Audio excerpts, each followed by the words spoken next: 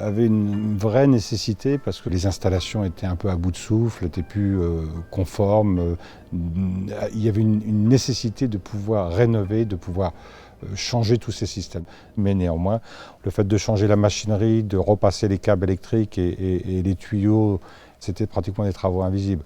Donc la volonté pour que tout le monde puisse trouver un résultat qui soit positif, aussi bien les utilisateurs que le public qui venait régulièrement, il a été de faire des travaux un peu plus ambitieux et surtout des travaux visibles qui ont été de faire la partie historique du bâtiment. Bodin-Châteauneuf, sur ce chantier, s'est occupé du lot patrimonial, c'est-à-dire tout ce qui a trait au décor historique, à tout ce qui est historique, c'est-à-dire tout ce qui était les décors de la grande salle qui sont derrière moi, certaines moquettes, tout ce qui était boiserie, parquet, les rénovations des murs avec les fresques qu'on a redécouvert au fur et à mesure de la restauration, et la restauration de tout ce qui était façade et toiture en zinc de l'époque.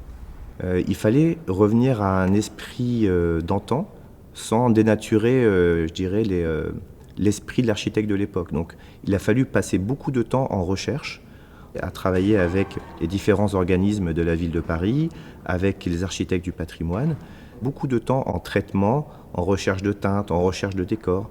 Des métiers que je ne connaissais pas et que j'ai appris à connaître au fil du temps. C'est justement ce qui est intéressant dans cette temporalité de chantier, je dirais, de restauration du patrimoine, c'est qu'on a quand même du temps pour pouvoir se plonger, rechercher les choses. Choses à laquelle on n'est pas forcément habitué dans un chantier de bâtiment classique.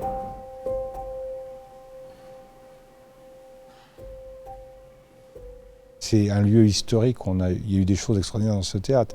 Il y a eu des créations qui ont marqué des époques, il y a eu quelque chose, il y a toute une histoire. Et je pense que ça, il ne faut pas l'oublier. Le fait de réhabiliter l'histoire de ce théâtre en remettant toutes ces dorures, toutes ces peintures, tout ça, fait partie de ça. C'est qu'on doit entretenir ce patrimoine. C'était important puisque le résultat est très beau. Et c'est vrai que le public était ravi de rentrer dans une salle et dans des foyers qui étaient complètement rénovés. Donc en fait, ils ont des choses à regarder et pendant les 15 ou 20 minutes où ils vont rester, ils peuvent lever les yeux dans tous les sens. Donc ils sont déjà psychologiquement dans une ambiance à l'écoute du spectacle. Et là, d'un seul coup, le rideau ouvre. Et à partir de là, c'est plus notre domaine du scénographe d'équipement. Nous, on a fini et là, on est dans le spectacle. Et ça, c'est magique. Et c'est vrai, quand je suis assis dans la salle et que je vois un mouvement de décor en fait, réalisé, qu'il soit ici ou ailleurs, si on ne l'entend pas, si les gens ne comprennent pas le sujet, en fait, pour comment il bouge, ça c'est vraiment c'est très très important pour donner un peu de la magie au spectacle. Et en l'occurrence ici au Châtelet, bien sûr, là on a fait évoluer l'outil scénographique pour lui donner plus de capacité de levage, plus de vitesse et pour le mettre en accord avec les nouvelles demandes scénographiques. C'est une rénovation de plus de 130 motorisations. Ces motorisations servent à lever à des vitesses plus importantes que les précédentes que l'entreprise Bodin-Châteauneuf avait construit, installé et mise en route en 1999, avec des charges allant jusqu'à 750 kg, avec des vitesses atteignant 1,6 m/s. Et Besséker avait la compétence pour faire ces travaux, de mettre au point l'ensemble des machines avec le pilotage, la restitution d'énergie dans des temps records avec des performances de machines qui sont relativement très rares encore en France au jour d'aujourd'hui.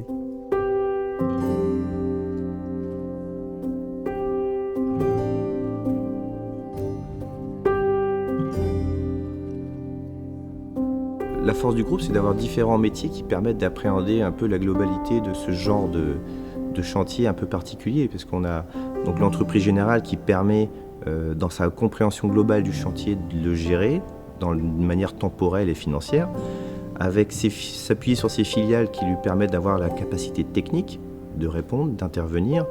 On a pu s'appuyer sur notre filiale échafaudage par exemple, qui a échafaudé toutes les façades du Châtelet. On a eu pour plus de 300 tonnes d'échafaudage. On a notre filiale du Manois qui a travaillé avec nous sur tout le lot serrurerie, ferronnerie, et on a pu travailler à côté de l'entreprise Besséker qui avait le lot machinerie scénique, ce qui nous a permis d'avoir une belle synergie, d'avoir une légitimité dans le traitement de ces chantiers. Je dirais que dans cette opération, nous avons eu la chance d'avoir des entreprises qui ont pu appréhender totalement la difficulté, parce que c'est vraiment une difficulté. C'est un théâtre, ce n'est pas un bâtiment comme les autres, parce qu'il n'y a pas de correspondance. On peut réhabiliter un hôpital, une crèche, une école, il y a des principes, on sait comment ça fonctionne et tout. Les théâtres, on est toujours un peu dans l'espèce de mystérieux qu'amène le spectacle, et c'est notre but. On vend du rêve, et pour arriver à ce résultat, il faut avoir d'ailleurs un outil qui permette de pouvoir le faire. Et ça, c'est la difficulté. On a eu la chance dans ce projet d'avoir des équipes de maîtrise d'œuvre qui maîtrisaient totalement ce genre d'opération. Ici, on a eu la chance en fait, de pouvoir travailler en symbiose avec les utilisateurs qui ont dit en amont, très en amont, ce qu'ils voulaient faire en fait, dans ce théâtre et ce qu'ils voulaient comme outil scénographique. Ce qui nous a permis de travailler ensemble, de ne pas forcément être toujours d'accord d'ailleurs, mais d'avoir des vrais échanges en fait. Mais les trois entités que sont maîtrise d'ouvrage, maîtrise d'œuvre et entreprise, pour moi, ce n'est pas des boîtes qui sont superposées, c'est des boîtes qui sont à l'horizontale. Hein. Ça, c'est important. C'est important parce qu'en fait, on va avoir des échanges les uns avec les autres. Même si ça peut, encore une fois, ça peut être des discussions vives, hein, parfois, avec le responsable de Baudin. Mais je vois que pour l'instant, il ne m'en tient pas trop. Ça va. On a un principe au Théâtre du Châtelet qui est que pour qu'un spectacle soit de qualité, il faut que tout fonctionne bien. Parce que ce sont les petits détails qui font que les grandes choses peuvent se faire. Donc nous, ce qui était important depuis le départ dans ce projet, c'est d'avoir les équipes qui soient capables de pouvoir répondre à nos exigences. On est insupportable, on est exigeant. Moi, j'ai eu avec tous les équipes de Baudin-Châteauneuf, avec de BSC Caire, alors qu'on avait sur le fond, quelque part, rien à dire, mais nous, ce qu'on souhaitait, c'est que le résultat soit impeccable. On n'a pas arrêté de les bousculer, parce que si on n'a pas ce niveau d'exigence, eh bien derrière, après, on souffre, mais on est parti sur des souffrances qui vont durer 20 ans. Et de toute façon, je pense qu'à l'arrivée, quand on a ce résultat, après un travail comme ça, je pense qu'il y a une vraie forme de fierté, et de la part des équipes du Châtelet, et de l'autre côté de la part des équipes qui ont réalisé le projet. Alors il y a beaucoup de fierté, puis surtout beaucoup d'émotion, parce que c'est vrai qu'un chantier de plus de 2 ans, c'est un lieu de vie, il n'est plus à nous, donc maintenant il y a aussi un petit pincement, puisque le chantier est fini, on l'a rendu à son propriétaire, et il est dans sa destination finale. On appréhendait un peu cette période-là, hein, l'après, une fois qu'on nous remet les clés d'un bâtiment, et ce qui plus est quand c'est un théâtre, arriver à se dire que voilà, les choses marchent bien. Et ça, c'est plutôt, je dirais pas exceptionnel, mais pas loin. On touche quelque chose de très rare en tout cas.